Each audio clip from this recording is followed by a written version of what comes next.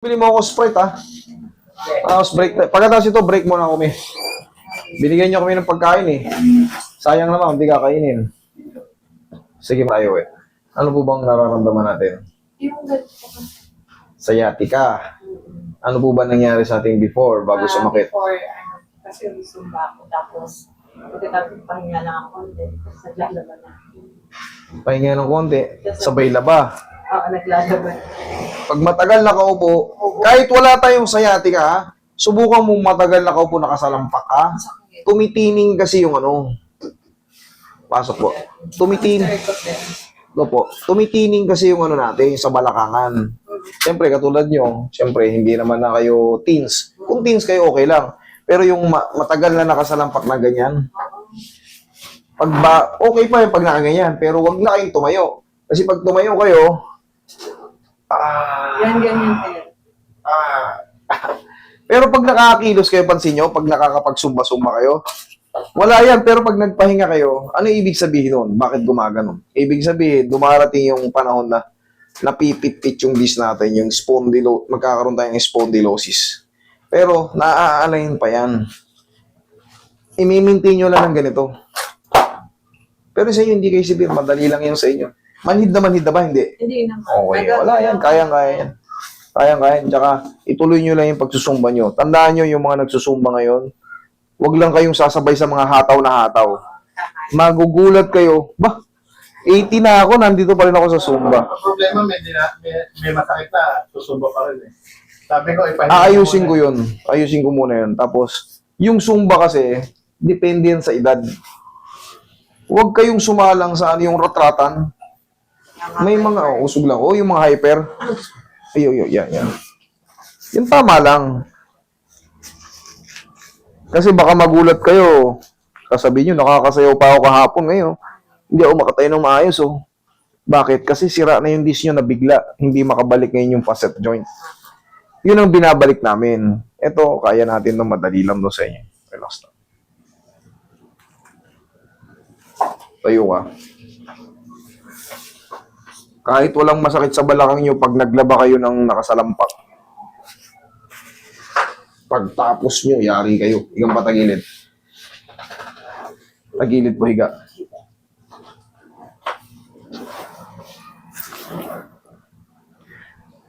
Tupi nyo to, yan.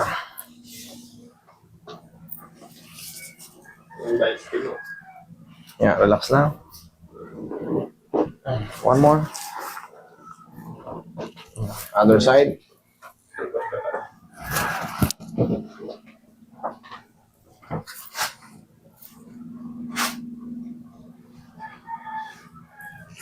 Relax lang. Isa pa. Okay, tihaya. Tihaya.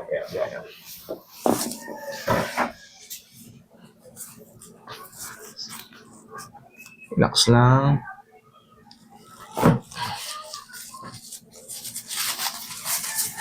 Huwag niyo lalabanan yung paa niyo. Lambutan niyo lang.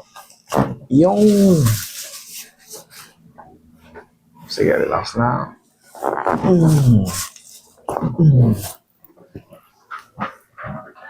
Sige, dapa kayo, ma'am. Dapay.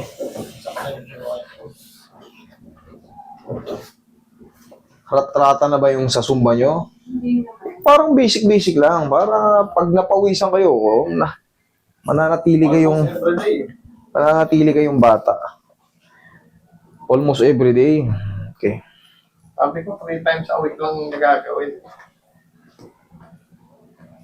Relax lang. Kasama na kasi rin yung mga banding. Parang chismis-chismisan. Kasama na yun. Pampasaya ng buhay yun eh. Karamihan ng sumba, yung kainan ng pinupal. Nag-zumba, tapos sandamukal naman yung sandamukal din yung kinain. Pero siyempre kailangan petiks na din. Tamang nabusog ka lang, hindi yung ataw din sa kainan. Sayang yung sinumba mo. Pero kung araw-araw naman, mamimaintain lang yan. Siyempre, bawas din tayo. Para may mapatunguhan. Lalo yung mga tumataba. Para may mapatunguhan, may makita kayong changes. Relax lang. Teka. Yan. Masakit din pala tuhod nyo? Ay, mamaya ayusin natin. Kala ko sa balakangan lang, meron din pala. Yung left side niya masakit. Ika.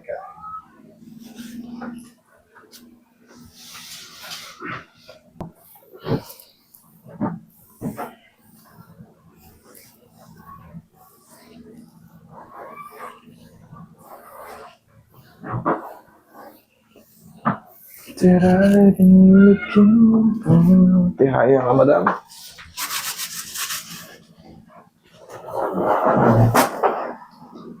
Malayo ba ang tao sa labas? Tatlo pa. Lupa. Tapos yung 30 puting tupa. yung Yan. Sige, relax lang. Inhale. Exhale.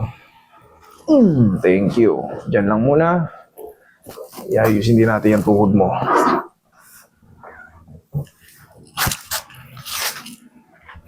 Sumasakit din ba to? Okay. Kanina kasi, kahit may sciatica kayo, pag tinupi ko yan, hindi maaapektuhan to. Pero kanina siya, aw!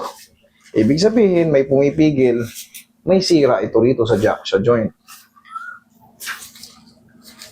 Kailangan yan, dire-diretsyon tupi. Kahit may sciatica tayo, hindi yan sasakit basta-basta. Lalo sa harap. Sa likod, maaniwala pa ako.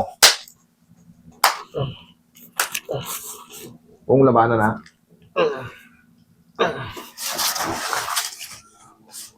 Kung labanan, lamo. Yun.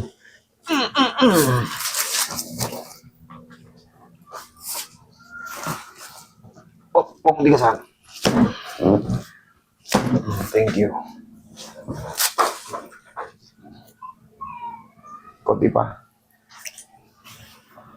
Tapos bago kayo sumalang sa Zumba, lahat kayo lahat kayo mga nakakapanood sa akin, haplusan nyo na yung mga joint nyo, tuhod nyo, balakang nyo, haplusan nyo ng pau. Maniwala kayo, mas makakakilos kayo ng parang banayad. Para maiiwasan nyo yung mga tinatawag na mga strain, muscle strain, yung mga biglaang kilos. Yung biglaang bomba ng So, pagtapos nyo ng parang may na hyperextend na muscle ko Pero pag nagpunas kayo ng pau, kahit gumiling kayo ng gumiling, malaking bagay makakatulong para maiwasan yung mga biglaang kilos na makakapagpainat ng mga muscle nating ganit.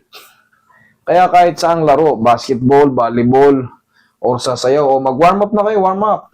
Warm up muna para hindi maano.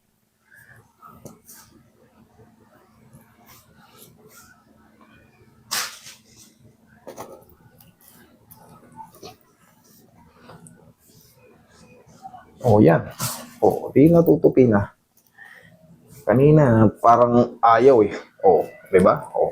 Sagad na.